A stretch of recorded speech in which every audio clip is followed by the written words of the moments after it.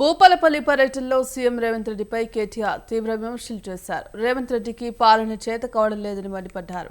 బీసీలకు 42% రిజర్వేషన్ల పేరుతో మోసం చేశారని విమర్శించారు.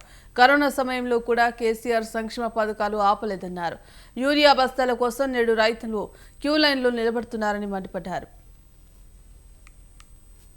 పట్టి లేదు, మాటలు మస్తుగిచ్చిర్రు. మా బలహీన వర్గాల సోదరులకు, బీసీ సోదరులకు ఓయిగా శపవశంగానని మాటలు ఇచ్చిర్రు. ఏమేం చెప్పారు? కామారెడ్డిలో బీసీ డిక్లరేషన్ అని విడుదల చేసిండ్రు. ఏం చెప్పారు బీసీ డిక్లరేషన్లా?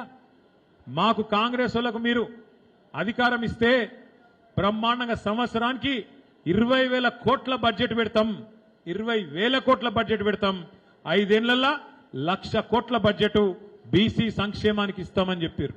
మరి ఆ 1,00,000 కోట్లతో ఏం చేస్తారయ్యా అని అడిగిండ్రు. అడిగితే ఏం చెప్పారు ఎరికేనా? యాదవ సోదరులకి, కుర్మ సోదరులకి, గొల్ల సోదరులకి, కుర్మ సోదరులకి కేసీఆర్ 2వ విడత గొర్రెలు ఇయ్యలేదు, మేము రాగానే 100 రోజుల లోపలనే 2వ విడత గొర్రెలన్నీ పంచుతాం అని మాట ఇచ్చిండ్రు.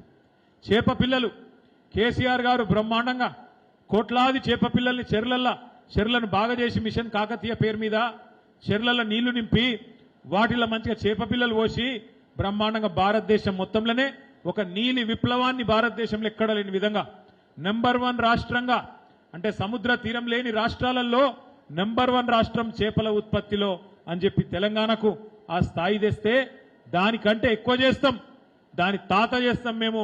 మాకు తెలియదా? మేము కాంగ్రెస్ వాళ్ళం, మా పార్టీ భూమి పుట్టినప్పుడు పుట్టింది, మాకు తెలివి లేదా, మేము నడుపుతాం అని చెప్పి నరికిండ్రు. ఇలా కనీసం చేప పిల్లలు ఏస్టోడు లేడు, అడిగినోడు లేడు, టెండర్ ఎప్పుడైతుందో తెలియదు, ఏమవుతుందో తెలియదు, వాడలో చేప పిల్లలు వస్తాడా లేకపోతే రాళ్ళు ఎత్తాడా చెరువులా ఎవరికి ఎరకలేదు. ఇలా ఈ ప్రభుత్వానికి ఎవ్వాలంటే కూడా పట్టి లేదు.